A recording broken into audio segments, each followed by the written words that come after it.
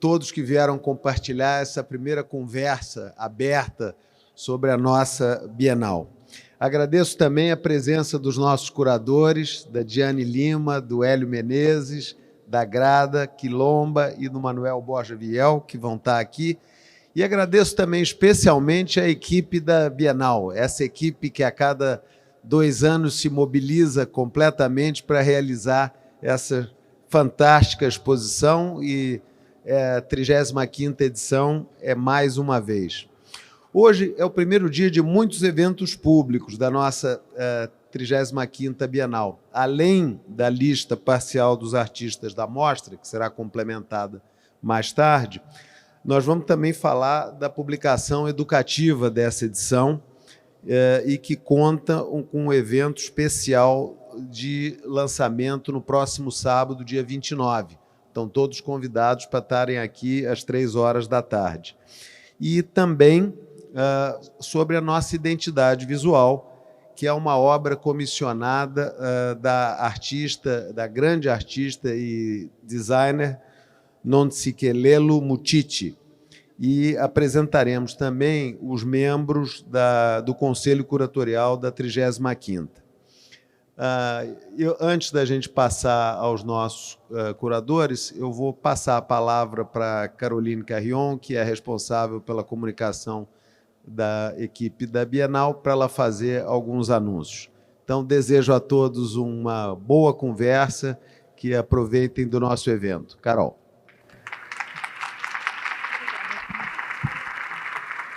Boa noite, pessoal. Algumas só instruções práticas.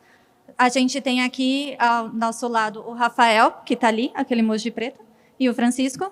Eles estão com cartões para vocês fazerem perguntas. A gente pede que vocês façam as perguntas ao longo da conversa e a gente vai juntar essas perguntas e passar para os curadores ao final.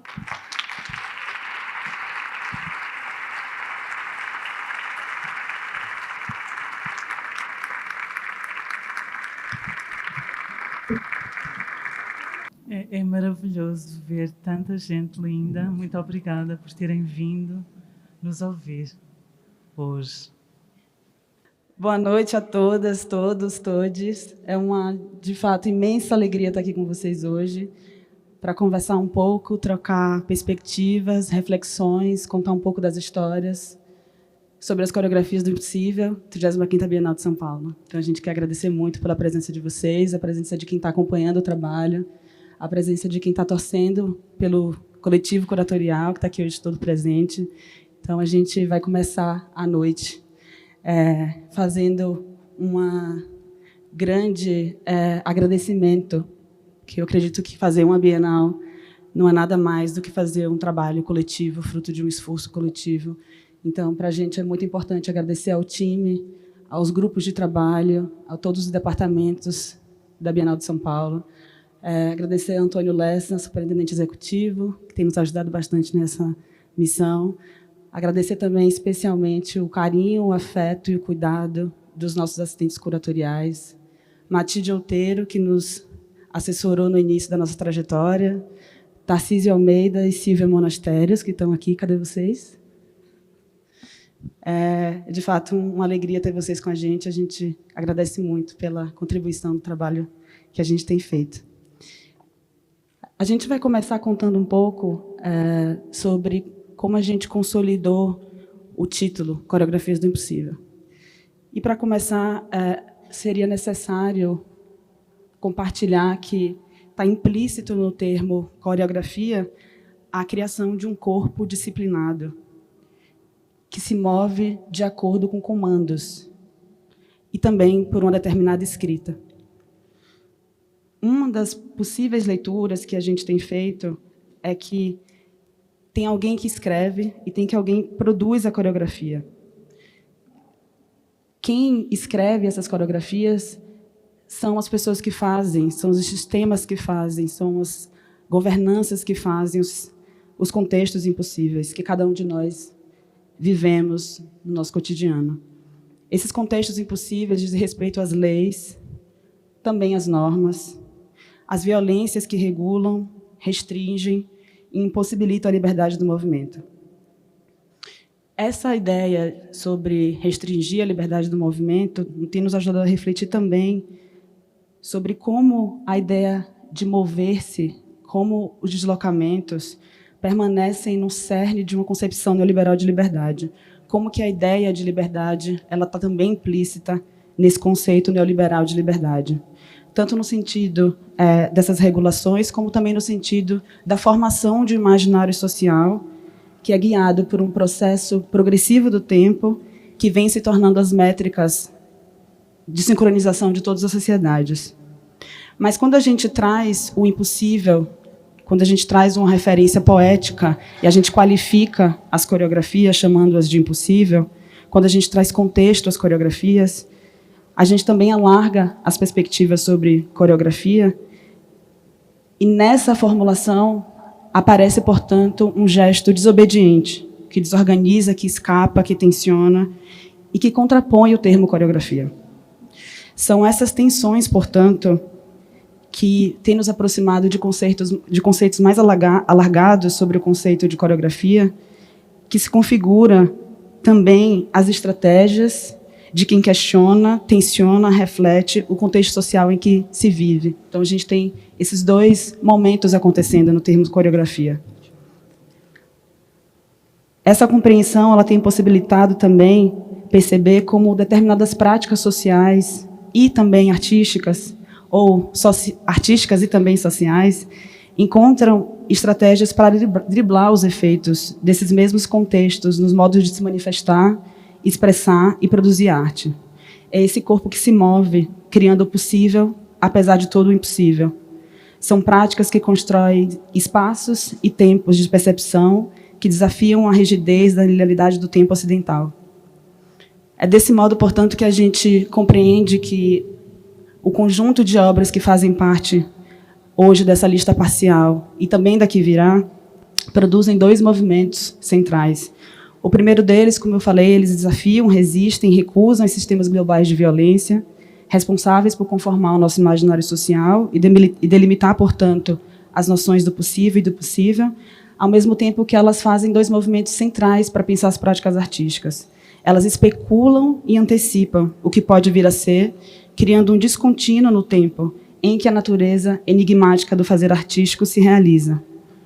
Então, portanto, a partir dessa composição de pensamentos, desse conjunto de leituras e reflexões que a gente chega nas definições sobre o que são as coreografias do impossível. Elas apresentam estratégias e políticas do movimento que um conjunto de práticas artísticas e sociais vem criando, tanto para imaginar mundos, quanto para acelerar o fim de um mundo onde as ideias de liberdade, justiça e igualdade são realizações impossíveis. E eu vou passar a palavra agora para a Grada, que vai fazer uma coreografia de retorno e contar também um pouco para a gente como a gente, desde o início, vem coreografando esses movimentos entre nós e como que a gente chegou, né, como a gente preparou essas proposições que deu resultado ao encontro de hoje. Então, a gente volta logo mais para seguir a conversa. É um imenso prazer estar aqui e fazer parte desta Bienal das Coreografias do Impossível. E eu acho que nós próprios e a forma como nós nos formamos somos a coreografia do impossível em si. Nós formámos-nos com a intenção e com a consciência que somos pessoas completamente diferentes, com biografias diferentes, com competências diferentes, com geopolíticas diferentes, e é exatamente essa diferença que nos uniu. Nós não nos conhecíamos particularmente, mas admirávamos o trabalho umas das outras e resolvemos juntar e criar as coreografias do impossível exatamente porque nos pareceu o mais urgente neste momento de grandes crises humanas, crises climáticas, migratórias, de violência, de guerra, de pandemia e de tantas outras crises. A maior urgência talvez seja não repetir nem afirmar o que já se sabe e o que se conhece, mas exatamente entrar numa plataforma do desconhecido. E esse coletivo que nós formamos é exatamente um coletivo horizontal, sem um curador-chefe, sem uma hierarquia, mas, acima de tudo, 4 pessoas com competências completamente diferentes e que se desafiam e que desafiam todas as categorias e saberes que nós próprias temos. Então é essa noção e essa compreensão de que todo o saber e este saber que nós habitamos e que trazemos connosco é um saber do qual talvez nos tenhamos que despedir e que talvez esta seja atualmente a grande urgência. A grande urgência é saber que nada sabemos, ou o saber que nós sabemos está carregado de violências e de poderes que não mais podem dar resposta às questões atuais. Então foi assim que nós formamos o que é as coreografias do impossível. E nesse sentido, esse pensamento depois alargou-se também para o trabalho conceptual. Se nós questionamos tudo aquilo que nós sabemos, ou se não é urgente trabalhar com categorias e com saberes que são impostos como universais e objetivos, mas que não são, o que é urgente? E como é que podem surgir novas questões? Esta forma, já quando as pessoas nos perguntam constantemente como é que se formaram e como é que é um grupo coletivo, já é um desafio, uma desobediência a tudo aquilo que nós conhecemos, como é que se pode produzir o conhecimento. E já começa por aqui. Então, esta ideia e esta discussão alargou-se dentro do grupo até ao nosso conceito, até à nossa lista de artistas e até às obras que nós escolhemos, que foram discutidas meticulosamente durante muitas horas e muitos dias. E acima de tudo com a intenção de criar um espaço, uma expografia, uma exibição que talvez não tenha a intenção de dar respostas e saberes, mas muito mais criar um espaço em que novas perguntas podem ser colocadas. O grande interesse que nós tivemos durante todo este trabalho que estamos a desenvolver é criar uma exposição com obras que criam novas perguntas. Perguntas que não podem estar ou que não poderiam estar lá antes. E esse é o nosso grande desafio das coreografias do impossível. E agora o Eli vai explicar a terceira parte. Muito obrigada. Boa noite a todas, boa noite a todos. É uma alegria tremenda, também uma enorme responsabilidade de ver essa casa cheia e de pessoas tão interessadas. Então, apenas dando um pouco de continuidade a essa conversa e a essas introduções que os colegas Diane e Grada trouxeram para essa noite, porque um dos muitos desafios, um dos muitos impossíveis, entre os muitos impossíveis que esse mundo perfila diante de nós, diante de nossas realidades, os impactos de migrações forçadas, os impactos do racismo ambiental, com deslocamentos de contingentes inteiros de pessoas, ou mesmo as práticas da violência mais cotidiana, simbólica, verbalizada, ou às vezes apenas gestualizada, mas que sabemos ali que se interpõem como impossíveis mais para uns corpos do que para outros corpos. São muitos os impossíveis que habitam esse mundo, que dividem esse mundo, e seria uma perda de tempo começar a elencá-los ou a listá-los, mesmo porque a violência ela é generativa, ela gera sempre novas e outras formas de violência.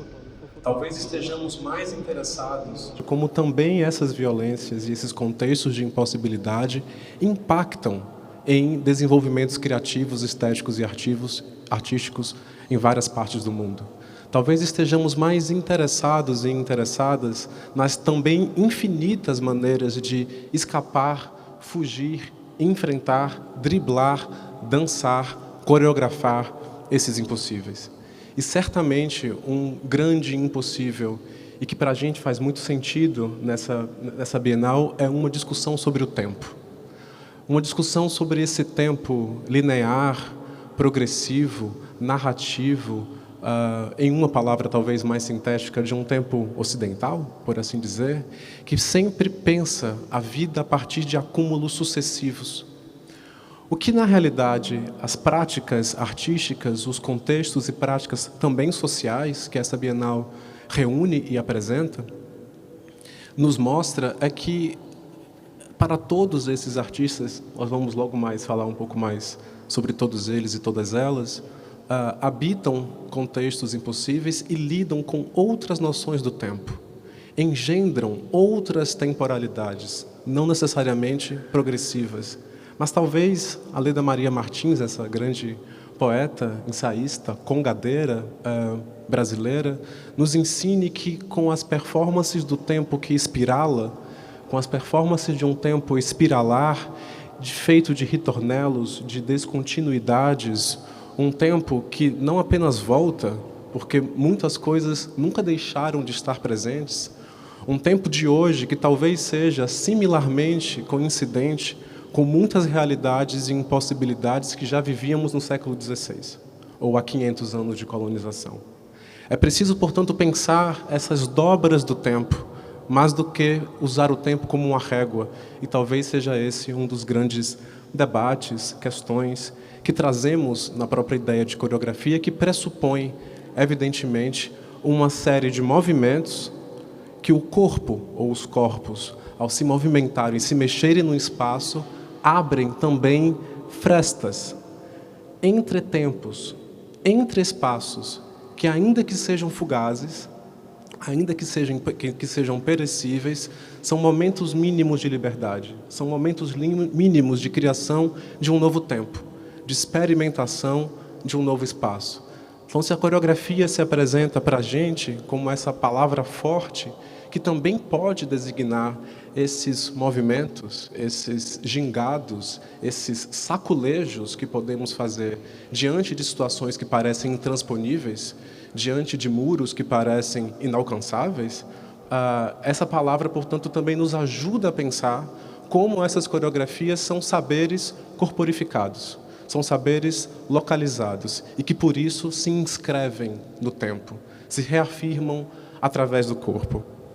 Há um verbo, entre as muitas línguas e idiomas falados no Congo, há um verbo em Kikongo, tangá, que quer dizer, ao mesmo tempo, simultaneamente, refere-se à ação de escrever e à ação de dançar.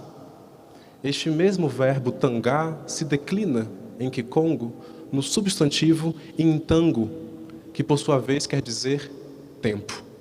Escrever, dançar no tempo.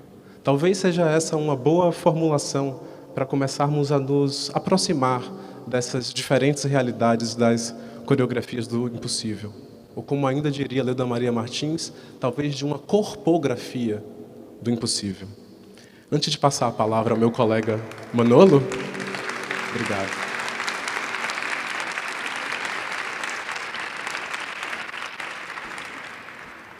Se me permitem, antes de passar a palavra ao meu colega Manolo, gostaria de ler um trechinho da Leda Maria Martins que tem nos inspirado nessas nossas deambulações a respeito do tempo e das temporalidades, em que ela diz: aqui, numa coreografia de retornos, dançar é inscrever no tempo, e como tempo, as temporalidades curvilíneas.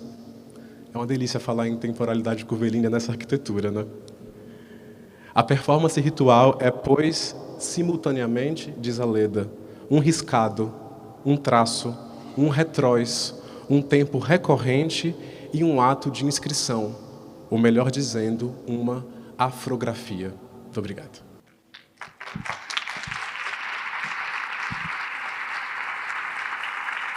Pero quería partir de una cosa. En primer lugar, que esta exposición es un ensayo en dos sentidos. En el sentido literario de la palabra, no pretende ser enciclopédica, es una aproximación subjetiva de un grupo de gente. Y luego es un ensayo en el sentido teatral de la palabra, es un rehearsal, es una acción, es un poner en práctica una acción. Por tanto, eso implica que hay unos límites y que hay una coreografía que se salta esos límites. Entonces, ¿cuáles son esos límites? ¿Cómo hemos seleccionado los artistas? ¿De qué geografías vienen? ¿Por qué esta lista de artistas que vienen de lugares muy distintos? Quería un poco explicar en qué lugares nos hemos fijado para escoger los artistas. Eso una. Y el segundo tema, que parece que no esté relacionado, pero espero que al final de la explicación se vea que está relacionado, es la importancia política del enigma, de aquello que no se puede conocer sustancialmente. El primer lugar somos nosotros mismos, como han dicho mis colegas. Este no es un colectivo que existía, es un colectivo que nos hemos formado porque creemos en aquello que las comunidades indígenas mayas dicen andar parejo, quiere decir andar junto, andar con los demás. Uno solo aprende, solo es capaz de imaginar otros mundos a partir de lo que desconoce, y uno solo aprende otras cosas reconociendo que conocemos muy poquitas cosas, que se aprende con los demás, y de ahí la importancia de examinarnos nosotros mismos. Ese es el primer punto. Entonces, querría mencionar, para que no sea tan abstracto, algunos casos concretos de algunos artistas que están aquí y que además coinciden su práctica con una práctica, con algunas de las teorías que estábamos leyendo cuando empezamos a trabajar. Hay un filósofo marroquí llamado Khatibi, un grandísimo filósofo, que hablaba de la autocrítica, hablaba de la necesidad de cuestionar la colonización, pero también nuestro papel, nuestra posición dentro de la colonización y dentro del proceso decolonial. Entonces él y uno de los artistas que está invitado mencionan un caso muy significativo, que es cuando en 1932 los egipcios deciden hacer un gran congreso de música árabe, porque la música árabe estaba, digamos, condenada por el Imperio Británico, se consideraba, literalmente los ingleses llamaban a la música árabe popular those awful sounds, esos sonidos terribles que no había forma. Entonces, obviamente, cuando tuvieron la independencia, recuperaron su propia música, recuperaron su propia tradición, pusieron Egipto en el centro, pero al final, después de ese congreso, donde debatieron sobre lo divino y lo humano, decidieron que había que poner orden en todo el caos de las músicas populares, de las músicas tradicionales egipcias, y decidieron adoptar el mismo sistema de anotación de los británicos. Para eso tal vez no hacía falta la independencia. Ese es un primer caso, es un primer lugar donde miramos. Entonces, el segundo lugar, seré sintético para que sea, el segundo lugar donde estamos mirando es justamente la diáspora, justamente aquellos que no tienen un lugar, aquellos que son forzados a moverse de un sitio para otro, aquellos que son ciudadanos de segunda, aquellos que, como dice Gloria Zandúa, están siempre en la frontera, una frontera que no solo es física, una frontera que es de leyes, una frontera que es de normas.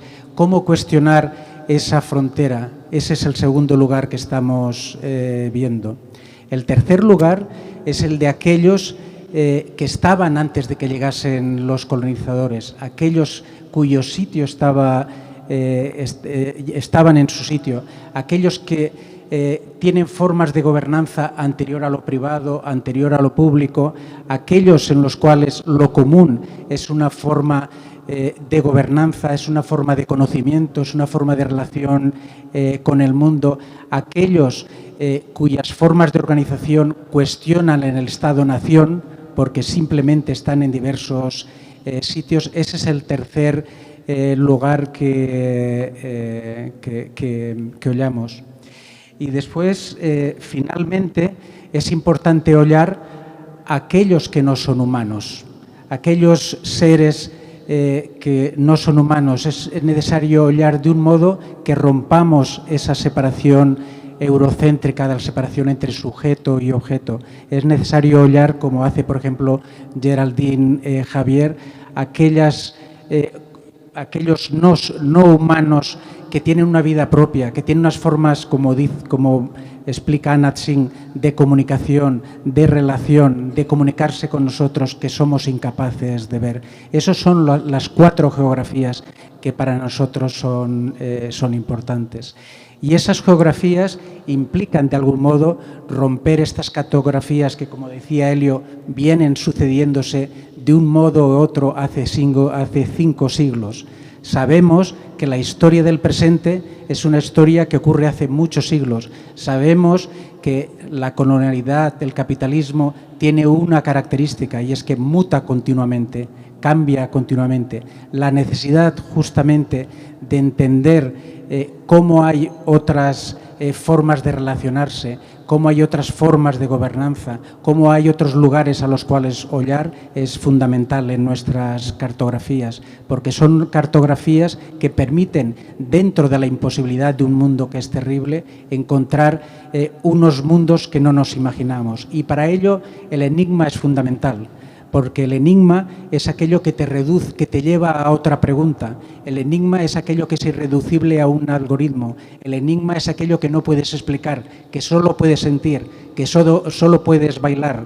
Ese enigma, que es algo que está siempre en movimiento, que es el movimiento de los afectos y no el del dinero, es justamente un elemento que es básico en todas las obras que tenemos. Y ese enigma, no nos olvidemos, es la belleza.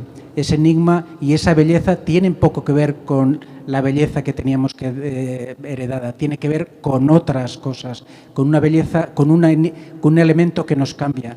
Y sobre todo, decía antes que había varios límites. Están los límites de las naciones, está el límite del dinero, están los límites de las reglas, está la violencia estructural de todas las instituciones. Pero después también está el límite de un sistema que vacía de contenido todo aquello que pensamos que conocemos. Todo el mundo habla de la palabra libertad. Picasso es el nombre de un coche. Todo el mundo habla de los mismos términos. ¿Cómo podemos hacer que no nos roben las palabras? Justamente a través del enigma. Y el enigma, que es aquello, como decía, que es bello, que es aquello que no sabemos definir, es algo que estará presente en esta exposición y es aquello que es político. Muchas gracias.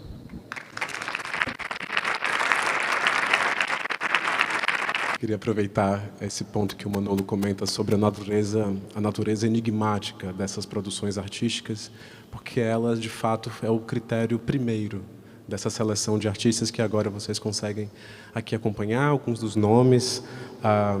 Esse é um momento muito esperado para a gente, porque são meses em que se vão discutindo, cozinhando, pesquisando, fazendo visitas a ateliês, conversas com artistas, e agora a gente revela, né, põe a público uma primeira lista de artistas participantes das coreografias do Impossível.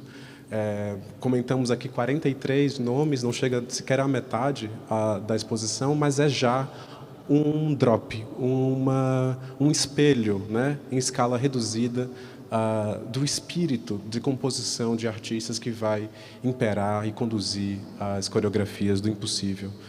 Vocês podem observar, são nomes, artistas de muitas partes do mundo, são todos eles e elas, embora com suas especialidades de escultores e escultoras, pintores, pintoras, músicos, cineastas, em uma multiplicidade de linguagens que os torna, a partir dos seus contextos e poéticas de produção, todos e todas coreógrafos e coreógrafos do Impossível. São artistas cujas elaborações éticas e estéticas refletem questões na relação com o tempo e as temporalidades que ainda há pouco comentávamos. São artistas que vivem, muitos deles, em outros marcos temporais que não dizem respeito à contagem dos dias e das horas de maneira subsequente.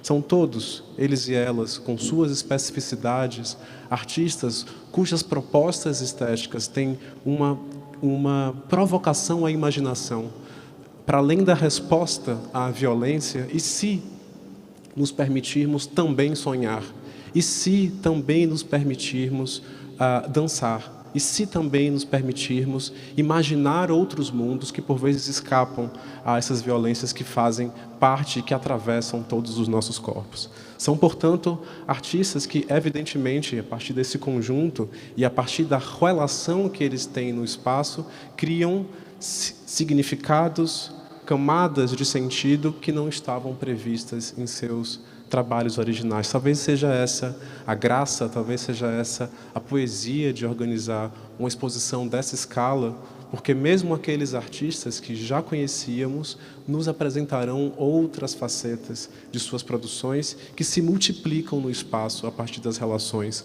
com outras obras.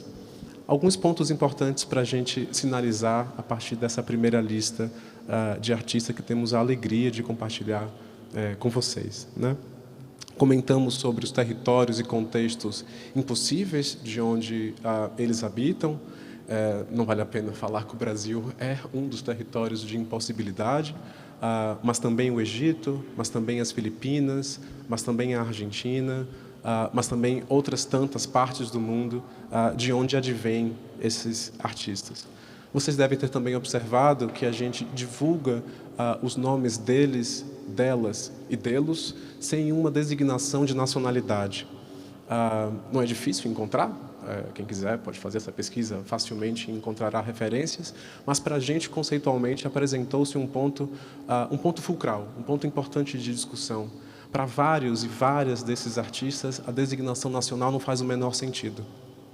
Há artistas, por exemplo, que vêm dos grupos Music Cree First Nation do território que chamamos de Canadá. Há outros artistas da região amazônica, no Brasil, de povos Baniwa, por exemplo, cuja designação de brasileiro é, por mínimo, ambígua. Há, portanto, uma necessidade de questionar também essas categorias de marcação de nacionalidade, de fronteiras, que neste ambiente, nesta Bienal, em que o tempo se espirala, cujas produções temporais escapam à régua, evidentemente se perfila também um espaço não seccionado. Também se coaduna um espaço de fruição, de fluidez, não tematizado, em que uma exposição não será organizada por núcleos, não será organizada por temas, não será organizada por marcações temporais ou histórias, no singular ou no plural, que singularizam uma única, ou pelo menos indicam leituras muito restritas das obras. O que a gente oferece, propõe na 35ª Bienal de São Paulo é uma outra relação com o espaço em que movimentos de contração e descontração, de simultaneidade do presente, do passado, do futuro, de descontinuidade se manifestam no espaço através do diálogo entre as obras desses e dessas artistas. Vocês devem também observado que nessa primeira lista que a gente divulga, há tanto artistas contemporâneos, vivos, que estão produzindo nesse exato momento, como um grupo de artistas e de referências que já nos deixaram, que fizeram as suas passagens para outros planos. E vocês também observarão, com um olhar cuidadoso e atento, como para a gente é fundamental entender essa produção do contemporâneo ancorada em outras linhagens, em outras genealogias, para além daquelas que já conhecemos ou que de alguma maneira aprendemos pelos manuais de história da arte e por uma perspectiva bastante ocidentalizada, que retorna sempre uma certa origem a um lugar social e a um tempo social que se coadunam com o norte global. Ora, isso não quer dizer, contudo, e talvez seja esse um ponto importante de sublinhar, de que esta composição de artistas significaria, como já vimos em uma outra matéria pela imprensa, uma Bienal do Sul Global. A gente tem evitado utilizar essa expressão, embora saibamos, evidentemente, da sua importância e saibamos, evidentemente, dos seus momentos de reflexão, mas, para a gente, a ideia de Sul Global não tem dado conta da heterogeneidade, das hierarquias, das violências que habitam este mesmo Sul de maneira muito distinta para variados corpos. Dentro do Sul Global, há muitos Sus globais. E o nosso interesse não se deu, portanto, nessa seleção de artistas, num recorte dicotômico entre norte e sul, mas antes em territórios, sejam eles físicos ou espirituais, em que se desafia a impossibilidade, em que se cria em outros marcos temporais, em que se abre essa fresta, esse entretempo e entreespaço, que há pouco comentávamos, oferecendo-nos outras imaginações de mundo, ou para reproduzir o que minha amiga, colega Diane falou logo no começo, quem sabe acelerar a destruição deste mundo tal como o conhecemos.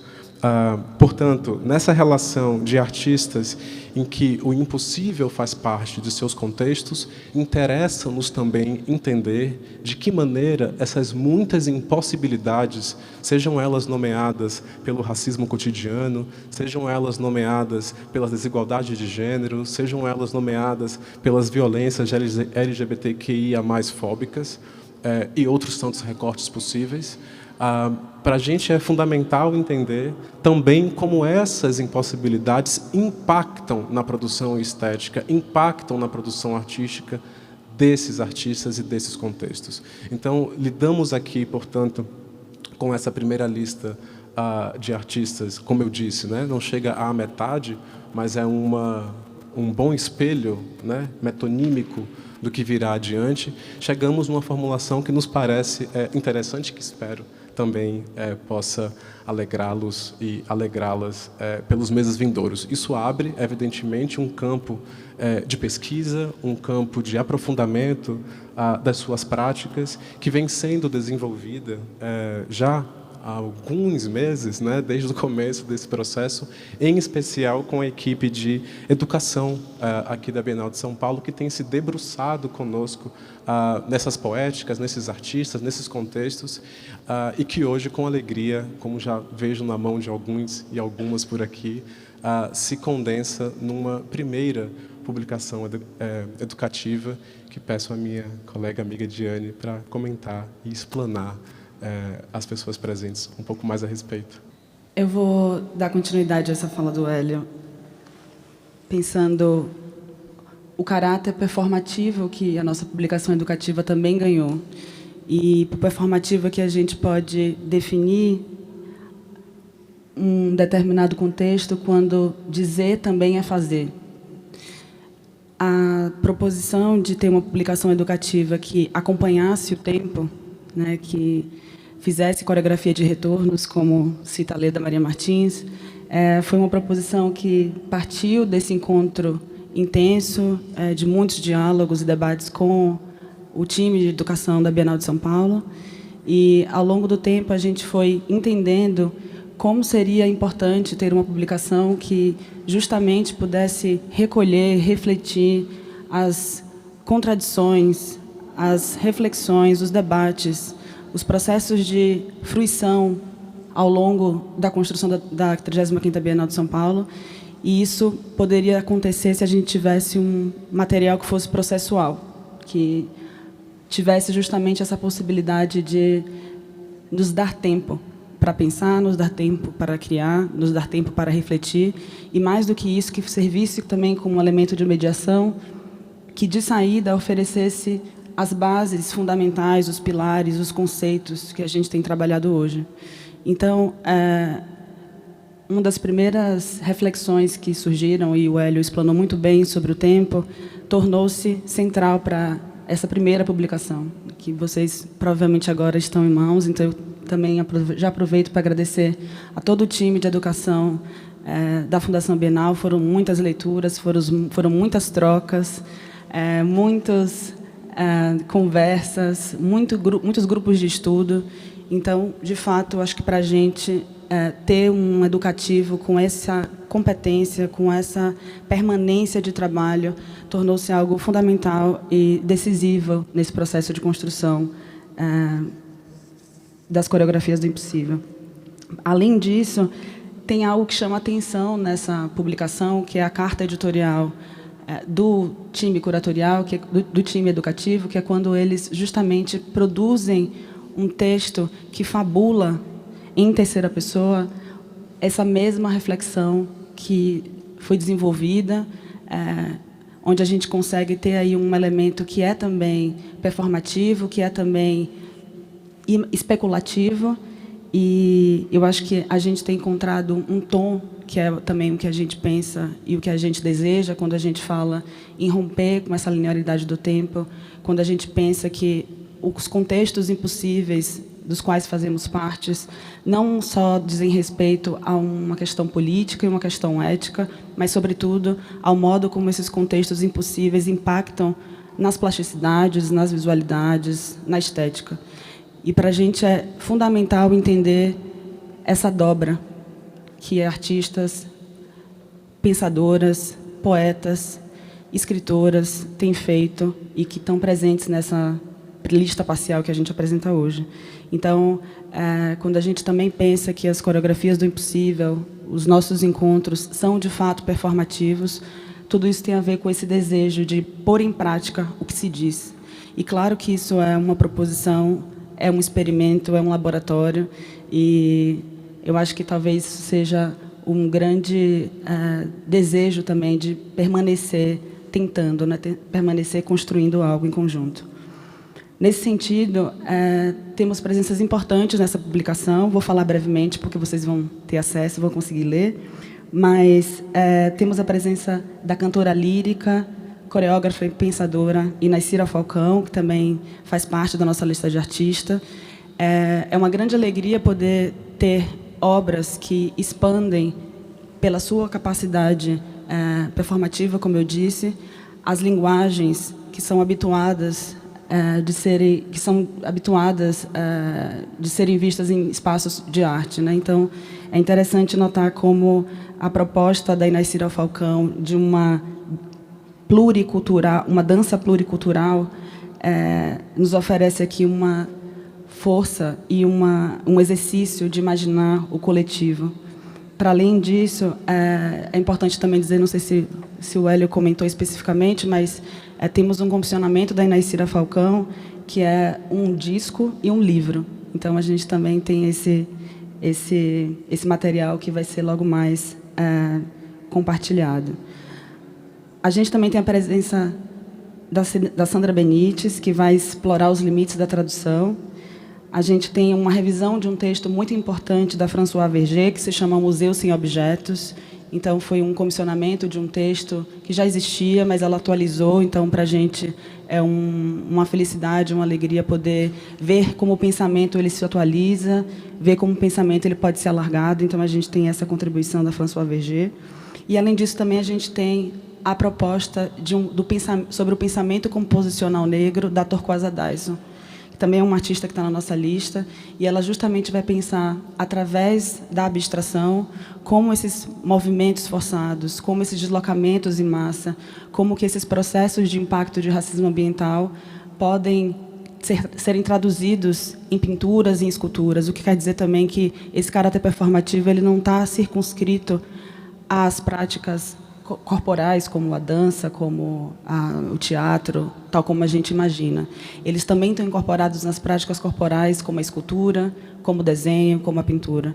Então, esse é um texto também que nos ajuda, é um texto traduzido pela primeira vez para o português, então é um texto também que nos ajuda a entender esses limites e expandir os limites entre arte e política, quando a gente pensa que fazer arte, fazer política, sempre acaba sendo entendida como um processo representativo, literal, e quando a gente tem trabalhos como o da Torquoise Dyson e de uma pessoa que vai desenvolver um pensamento sobre isso, a gente entende que esses limites podem ser alargados, e acredito que na lista dos artistas e das artistas da 35ª Bienal de São Paulo, a gente encontra uma série de estratégias, de fato, e de políticas do movimento que têm expandido esses limites. Então, eu vou passar um pouco a palavra agora para a Grada, que vai nos contar também como se deu a construção visual desse material e da comunicação da 35ª Bienal de São Paulo de um modo mais geral. Eu tenho uma grande honra em falar sobre a comunicação, porque a comunicação tem um papel extremamente importante, como todos os departamentos, mas quase aparece em sequência da educação, que é criar uma imagem visual, uma identidade visual. Como é que nós podemos manifestar este conceito que é tão complexo e tão sofisticado como coreografias do impossível, este processo de colonial numa imagem.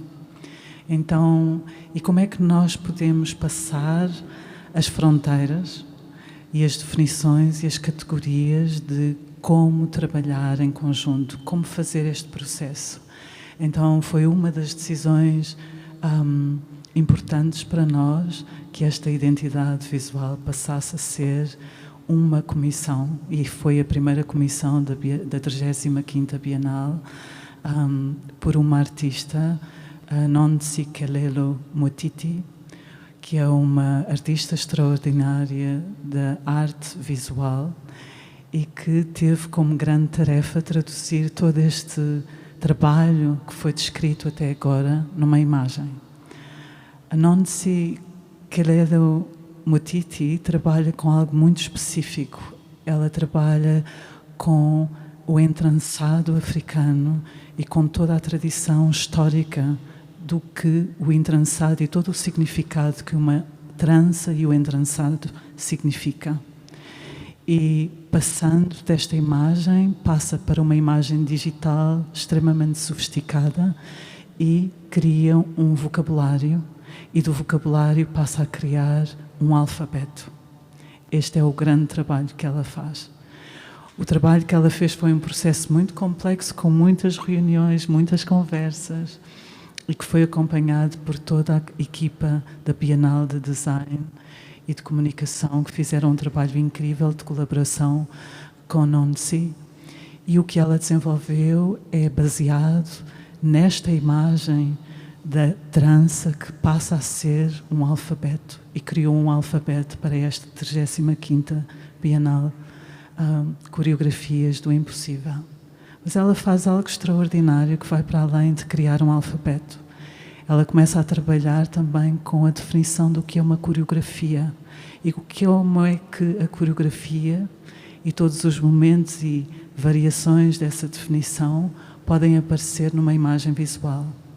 Coreografia, a Diane falou, Hélio falou, Manolo falou, coreografia tem a ver com o desenhar sequências de movimentos do corpo. Nós estamos a falar sobre o corpo, não sobre o objeto.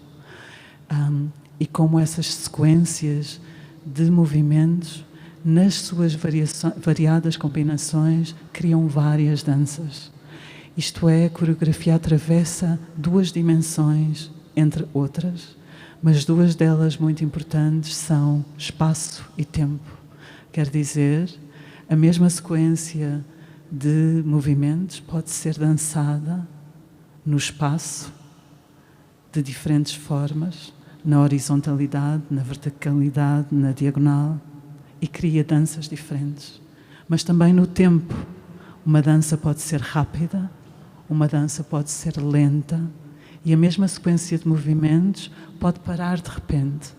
É exatamente esta sequência, esta interrupção de tempo e espaço que Nonsi explora na identidade visual. Nós temos que ler e acompanhar com o corpo e com a visão o que está escrito. Às vezes entende-se, outras vezes não, e ela cria uma multiplicidade de danças. Ou seja, os vários danças e caminhos e coreografias que dentro do impossível se criam para tornar a possibilidade. Caminhos que são interrompidos, que são segmentados, que passam para uma outra linha e que continuam, que às vezes são perceptíveis, outras vezes não, que às vezes são uma fuga, uma libertação. E isto é a identidade visual que nós temos para as coreografias do impossível. Obrigada.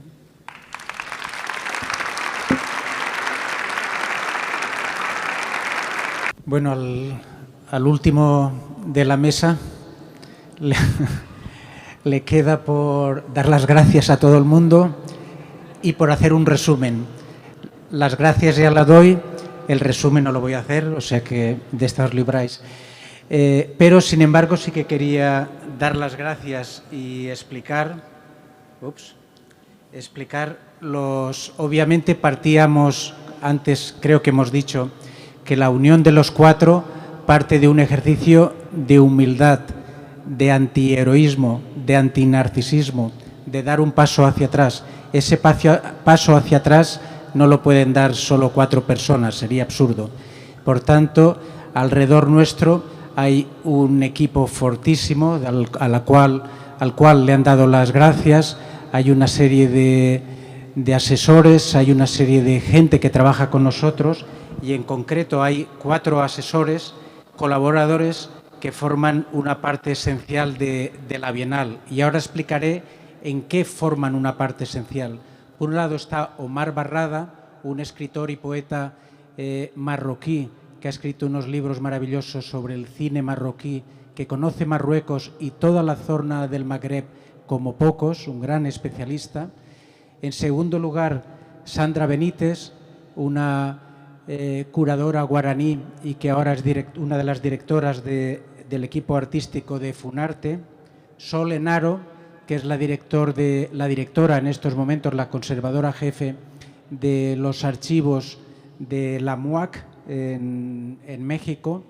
Y luego Thomas Lax, un conservador americano que trabaja en el MoMA, especialista justamente en performance. Y estos nos han ayudado en 4 aspectos que son fundamentales. La Bienal, como podéis ver por ya estos nombres, obviamente está centrada en un lugar, en Brasil, centrada en América, centrada en las historias del Atlántico, en el Caribe. Pero uno no puede entender en absoluto el Caribe, no puede entender el Atlántico sin el Mediterráneo en estos momentos, que ha dejado de ser el Mare Nostrum para ser realmente la gran fosa donde mucha gente, en fosa común, donde mucha gente que quiere entrar en Europa pierde sus vidas. Entender el Mediterráneo Sur, entender los países árabes, entender toda la complejidad que significa de los países árabes en relación a África es un elemento fundamental. Entender a esos pueblos que no tienen voz, como los del Sáhara abandonados por todo el mundo. Entender a los Amasij es fundamental en las coreografías de lo imposible. Luego, por otro lado, está Sandra Benítez. Hablábamos de lo común, de las comunidades indígenas, de esta ruptura del Estado-noción. Pero también hay otra cosa que nos olvidamos. Estamos hablando de arte, de una bienal de arte. Pero ¿qué pasa con aquellos pueblos que ni siquiera tienen la palabra arte? ¿No hacen arte? ¿Son inferiores? ¿Son superiores? Simplemente son otra cosa. Hay otro tipo de prácticas. Y ese otro tipo de prácticas implican otra forma de conocer, otra coreografía, y eso es fundamental, y otra gobernanza, porque las disciplinas culturales, artísticas, científicas, no son neutras.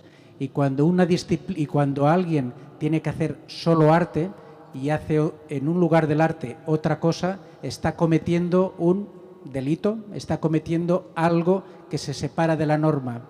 ¿Qué pasa cuando un guaraní, un maya, defiende un lago y lo defiende con una propuesta artística? ¿Es arte o es política? Esa cuestión es una que Sandra nos está ayudando a resolver y es una que planteamos en esta muestra. Los archivos. ¿Qué pasa con los archivos de la gente que no tiene historia, de la gente que no tiene voz? Los archivos imposibles. ¿Cómo se archivan los archivos? ¿Cómo se categorizan? ¿Qué categorías ponen? ¿Qué ocurre con un elemento especial que nos está ayudando Sol Enaro y que aparece en la lista, por ejemplo, con Elizabeth Catlett, con la gráfica popular? ¿Qué ocurre en una época donde todo lo electrónico parece una promesa de felicidad o parece que uno no pueda existir sin Instagram, sin teléfono móvil? ¿Qué ocurre cuando uno utiliza una técnica anacrónica, como puede ser la gráfica? ¿Qué ocurre con la gráfica o con lo que la red de conceptualismos del sur denomina giro gráfico? Sirve para ocupar un espacio, sirve para tener una voz. Esto es algo que también estará presente en esta exposición, tanto a nivel histórico como a nivel contemporáneo, y en la cual Sol nos está ayudando. Y después la danza. y la performance. Todos sabemos que históricamente la danza a partir de los 60 significa un cambio de paradigma en el arte contemporáneo. Sabemos que en los 90 los estudios de la performance implican también otro cambio de paradigma. Tener un especialista que nos permita entender cosas que la performance hace de un modo natural y que en las artes visuales a veces es un poco más difícil, como unir, por ejemplo, Trisha Brown y Bog, y que tenga sentido, es algo que alguien como Thomas Lax nos ayuda y nos convence. Y por tanto, ahora sí, como el último de la mesa y como director que fui, muchas gracias a todos vosotros, gracias al público, gracias a todos por venir, gracias a mis colegas, y espero que disfrutéis un poquito, al menos un poquito, un poquito de lo mucho que nosotros estamos disfrutando. Muchas gracias.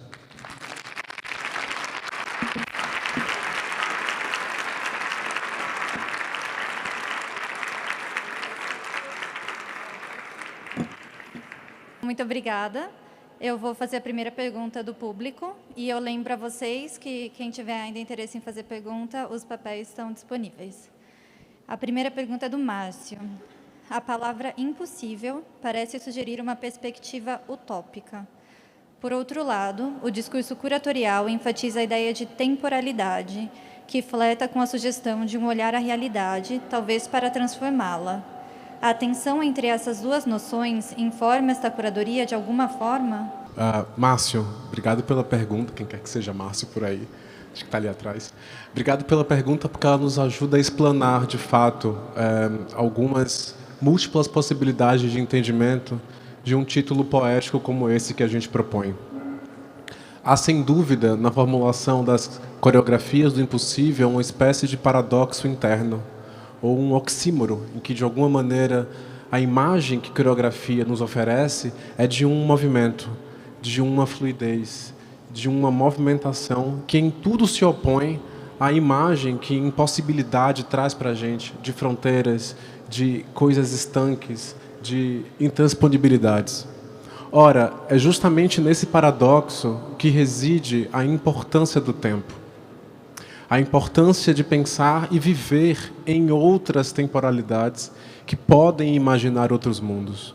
Isso pode, ao princípio, parecer algo complexo, de fato o é, porque a gente vem elaborando essas conceituações em colaboração com os artistas, em entendimento de suas práticas, mas que não gera, em absoluto, uma visão utópica ou uma visão otimista. Talvez pelo contrário. Talvez justamente ao ressaltarmos as impossibilidades desse mundo, não através de um gesto heróico, não através de um gesto romântico, de quem acredita numa possibilidade de interrupção do tempo, magicamente, criação, instauração e revolução de uma nova ordem, de uma nova realidade, a partir do que já conhecemos. Isso nos parece um impossível. Talvez aí, de fato, resida um afropessimismo em nossa formulação, em que vê essas impossibilidades do mundo e não tenta lutar contra elas como moinhos de vento, mas que talvez, sabendo delas, entendendo-as como impossíveis, ainda assim, uma série de produções, uma série de contextos em que não faz sentido parar. Não se trata de um pessimismo paralisante, mas se trata de um pessimismo na leitura do mundo, na leitura do que o mundo é possível e passível de transformações no nosso tempo presente. Trata-se, portanto, talvez, ao invés de uma dimensão utópica, tudo pelo contrário, uma dimensão de enorme realismo, de enorme entendimento das dificuldades e impossibilidades em se ultrapassar e na busca de sublinhar a dignidade na resiliência, a busca de sublinhar a necessidade e o interesse da luta por ela mesma, da resistência por ela mesma, da resiliência por ela mesma, e nisso abrir criações de possíveis dentro de um mundo absolutamente impossibilitado. Então, Márcio, te agradeço por essa pergunta, porque é justamente nessa chave que, para a gente encontra essas variadas formulações e vivências no tempo em outras temporalidades como um modo de escapar objetivamente à norma imperativa do tempo colonial, progressivo, ocidental. Se não é possível, se não nos é possível, neste momento histórico, confrontar instituições, confrontar violências de face, de frente, numa eterna frontalidade que muitas vezes nos machuca, é possível viver neste impossível outramente. E talvez seja nesse lugar, nesse entretempo, nesse entreespaço que as coreografias do impossível se desenvolvem e se desenrolam.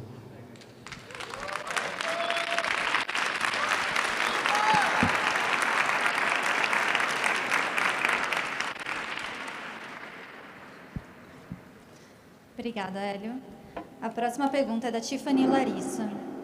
O texto curatorial traduz, em minha visão, um cenário político atual junto da realidade do brasileiro comum. A partir disso, como construir e pensar um projeto curatorial que amplifique o debate político, mas que, ao mesmo tempo, não perca a característica do sensível das artes?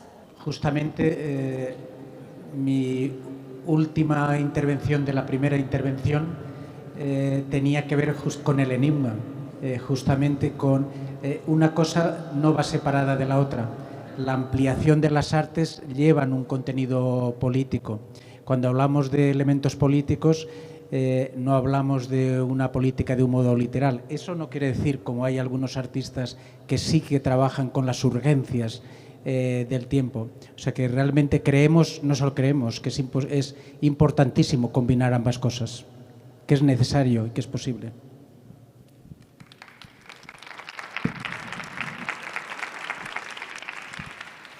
Eu acho que eu só adicionaria também que é parte da função das práticas artísticas e do pensamento artístico desafiar o seu tempo. Então, eu acho que, em muitos momentos, esses espaços que são vistos como elitistas acabam por subestimar também o público. E eu acho que faz parte do nosso desafio, ao longo do tempo, aqui produzindo essa Bienal, criar um espaço onde essas próprias obras consigam produzir esses efeitos, produzir esses impactos e criar tipos de comunicação que excedem o racional. Então, a gente acredita, de fato, na poesia, na poética, na capacidade sensível e de afetação da produção artística. Eu acho que é esse meio de se comunicar que acaba também produzindo aí reflexões que não foram pensadas ainda, que não foram debatidas ainda, modos de conhecer que foram invisibilizados, apagados, desconhecidos. Então, acho que faz parte desse espaço desafiar, tensionar e questionar. E eu acho que também, pensando no nosso próprio material educativo, faz parte também dessa equipe mais alargada, construir essas pontes, construir essas comunicações, e a gente está muito feliz em poder fazer isso. É uma pergunta anônima. Como a coreografia do impossível pode chegar nas periferias e ou para jovens, crianças e adolescentes em vulnerabilidade social que coreografam sobrevivência diariamente? Eu acho que a periferia vive por si só a coreografia do impossível.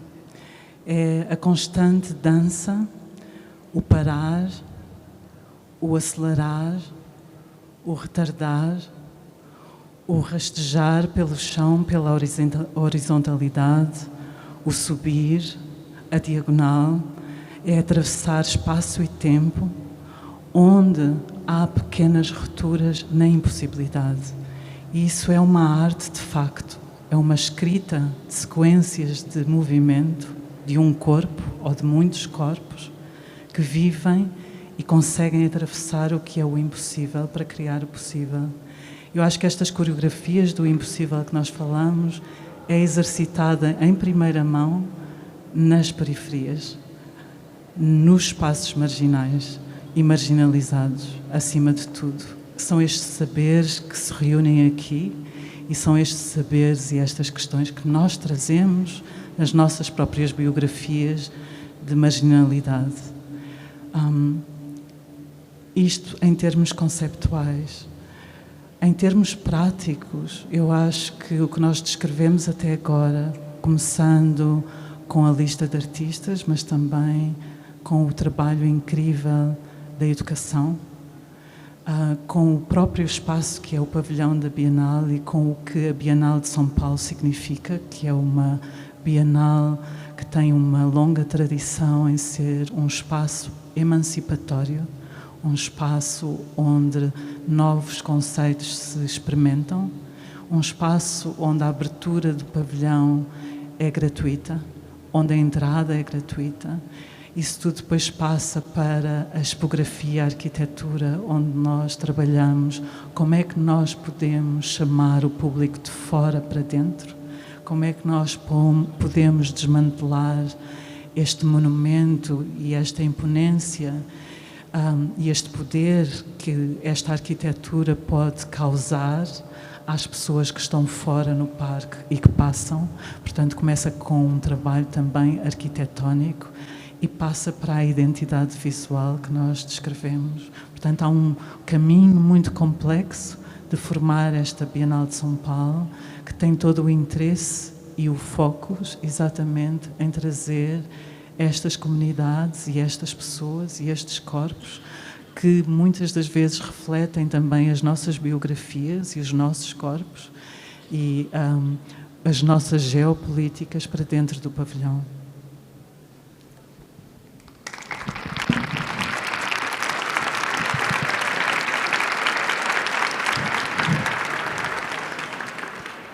Eu só adicionaria 2 linhas ao que a Grada falou, que a gente tem uma participação super especial no nosso material educativo, do Tiago Vinícius de Paula da Silva, da agência Solano Trindade.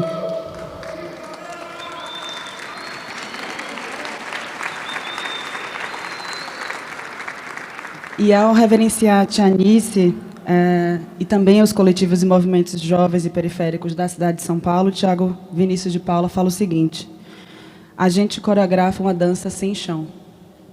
E eu acho que para a gente, quando a gente pensa em frustração, pessimismo, esperança, imaginação, solidariedade, talvez a gente possa nos questionar, ou essa palavra também que o Hélio falou, sonhar, e imaginar que talvez a 35ª Bienal de São Paulo possa ser esse espaço de que, apesar de que a gente continua dançando numa dança sem chão, coreografando numa dança sem chão, dançando e coreografando num espaço, a gente consiga aqui também pensar novos modos de olhar e de construir as relações com os espaços artísticos. Então, agradeço também, Tiago, pela colocação.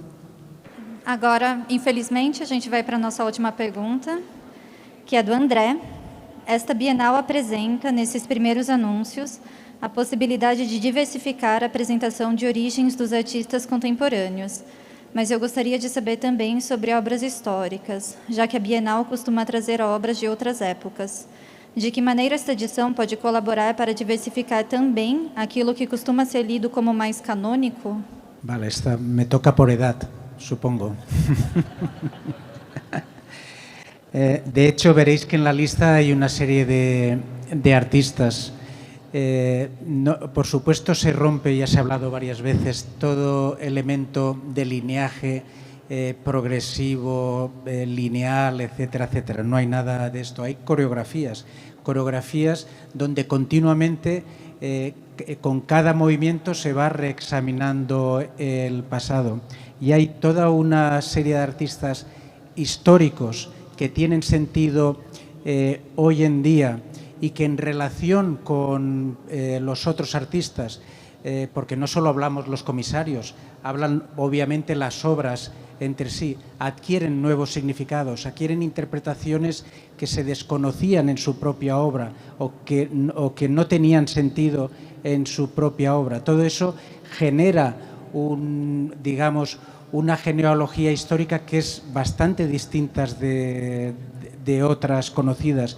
Por ejemplo, por mencionar un caso que está aquí, Stanley Brown, un artista histórico de Surinam que trabajó en Holanda, que durante toda su vida tuvo una vida invisible, voluntariamente, porque no asistía a las inauguraciones, porque no quería que su obra se reprodujese. Su obra se entendió, fue muy respetada por todos los artistas, la gran generación de artistas de los 70 europeos, y lo consideraban un gran artista, pero lo consideraban siempre en términos que tenían que ver con el minimal, con cierto arte conceptual, etcétera, etcétera. Todo totalmente equivocado. Su invisibilidad se consideraba como una especie de excentricidad, como una especie de, digamos, de rebelión contra el mercado, que también lo era, de rebelión contra la no voluntad de que las obras se transformen meramente en una imagen. Sin embargo, hoy en día, en relación con todos estos artistas, esta relación entre pasado, presente, esta coreografía de tiempos donde el presente está también vivo en la actualidad, la obra de Stanley Brown se ve de otro modo, se ve como movimiento, se ve como una voluntad de entender el mundo a partir de sus relaciones con lo que le rodeaba, y la invisibilidad se ve también desde un punto de vista racializado, se ve de la voluntad y de demostrar explícitamente que su racialidad era invisible. Son todos esos elementos que hacen que la historia esté ahí. Está él, está Elizabeth Catlett, hay toda una serie de figuras históricas, pero que hoy, en este contexto, se verán de otra forma. Y creo que eso es importante en una Bienal donde la historia siempre ha tenido mucha importancia y en una edición donde el tiempo es esencial para nosotros. Quero só adicionar uma pequena nota à fala do Manolo e trazer um segundo exemplo. Essa pergunta que o André nos coloca sobre a participação de artistas históricos e de que maneira as coreografias do Impossível podem nos ajudar a olhar outramente para essa produção histórica, né? O Manolo falou brilhantemente, o Stanley Brown é um ótimo exemplo, eu trago outro, como, por exemplo, Wilfredo Lamm.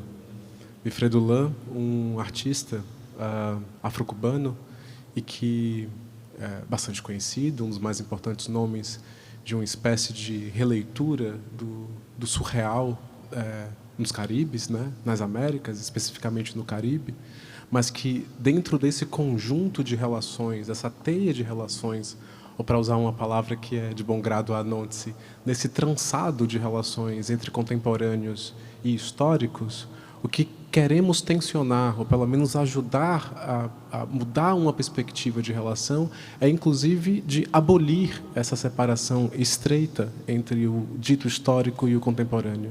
É entender como a contemporaneidade tem suas raízes que são absolutamente ancoradas nesses tempos que aqui chamamos de históricos, né? E que, na realidade, para a gente reaparecem como eternos retornos, inclusive. Então, o que a gente gostaria de convidar os visitantes, as visitantes, as coreografias do Impossível, é de um olhar para essa produção histórica em confronto, em relação com as produções contemporâneas que, ora, as citam, ora, as renegam, ora, as colocam como linhagem, ora, as colocam como contra-linhagem. Então, talvez seja esse o nosso interesse em tensionar também os tempos e tensionar a nossa percepção do que é histórico e daquilo que é contemporâneo. Então, esperamos, sim, André, quem quer que seja o André, esperamos que as coreografias do Impossível possibilitem um novo olhar, ou um outro, talvez não novo, mas um outro olhar a essas produções ditas históricas e vê-las como absolutamente contemporâneas a nós, como são. Bom, em nome da Fundação Bienal de São Paulo, eu queria agradecer imensamente os curadores, imensamente todas e todos aqui presentes. A gente encerra a nossa programação por hoje. Queria só lembrar todo mundo, mais uma vez, que nesse sábado a gente tem o lançamento da publicação educativa aqui nesse mesmo local, das 3 às 5 da tarde, a participação é gratuita. A gente vai ter a distribuição da publicação também, para quem não conseguiu pegar hoje, e com a presença da Leda Maria Martins e do Tiago Vinícius. Também queria convidar todos vocês a entrarem no site da 35ª Bienal de São Paulo, onde a publicação está disponível em PDF, e também acompanhar a gente nas redes sociais para os próximos desenvolvimentos. Muito obrigada.